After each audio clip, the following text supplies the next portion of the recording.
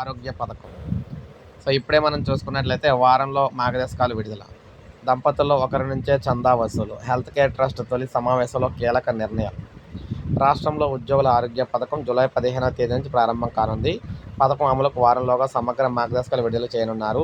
ఉద్యోగుల health care trust తొలి సమావేశం ప్రభుత్వ ప్రధాన కార్యదర్శి కె. రామకృష్ణారావు అధ్యక్షతన సచివాలయంలో నిర్వహించారు. ఇందులో సభ్యులైన వివిధ శాఖల ఉన్నతాధికారులు, ఉద్యోగ, ఉపాధ్యాయ పెన్షనర్ల సంఘం నేతలు పాల్గొన్నారు. ఉద్యోగులు, పెన్షనర్లకు మెరుగైన వైద్య సేవలు అందించేందుకు ప్రభుత్వం చర్యలు వేగవంతం చేసిందని తెలిపారు. ఈ సందర్భంగా సంఘాల నాయకులు పలు సూచనలు చేశారు.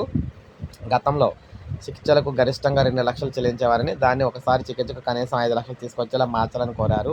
క్యాన్సర్లో వచ్చిన కొత్త రకాలను పథకంలో చేర్చాలని, ఆయుర్వేద చికిత్సలకు కూడా వర్తింపజేయాలని పీఆర్టీఎస్ రాష్ట్ర అధ్యక్షులు అయితే కోరారన్నమాట. గతంలో 1885 వ్యాధులకు ఒక పథకాన్ని వర్తింపజేశారు. 514 ఆసుపత్రుల్లో అమలైంది. ఈసారి ఆ సంఖ్యను పెంచాలని కోరారు నాయకులు. అన్ని కార్పొరేట్ ఆసుపత్రులను పథకం కిందకు తీసుకురావాలన్నారు. చికిత్స పూర్తయిన తర్వాత 15 రోజుల్లో చెల్లించకుండానే గతంలో మాదిరిగా పథకం నీరుగారిపోతుందని తెలిపారు. ఇక వివిధ సూచనలు, ప్రతిపాదనలతో వినతి పత్రాలు అందజేస్తారు. ఈ నెలాఖరుకు పదవి విరమణ పొందుతున్న సీఎస్ను సంఘాలు నేతలు సత్కరించారు. సమావేశంలో వివిధ శాఖల అధికారులు ఇందులో పాల్గొనడం అయితే జరిగిందనమాట. సో, ఈ విధంగాన 15వ తారీఖు నుంచి ఉద్యోగులకు సంబంధించి ముఖ్యంగా కీలక నిర్ణయాలు ఏంటంటే, భార్యాభర్తలు ఇద్దరు ఉద్యోగులు అయితే ఈహెచ్ఎస్ కోసం ఒకరి నుంచి మాత్రమే చందా సొమ్ము వసూలు చేస్తారు. గత నెలలో దంపతులిద్దరి నుంచి చందా వసూలు చేసినందున అదనంగా మినహాయించిన దాన్ని తిరిగి చెల్లించేలా ఉత్తర్వులు అయితే జారీ చేస్తారు.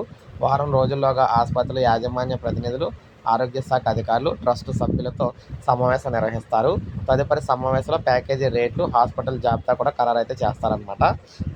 జూలై 15 నుంచి ఉద్యోగ పెన్షన్లకు సంబంధించి ఆరోగ్య పథకం అయితే అమలు కాబోతుంది. సో, ఇది అప్డేట్. ఒక లైక్ చేయండి, సబ్స్క్రైబ్ చేసుకోండి, మన ఛానల్ సబ్స్క్రైబ్ చేసుకొని ఫాలో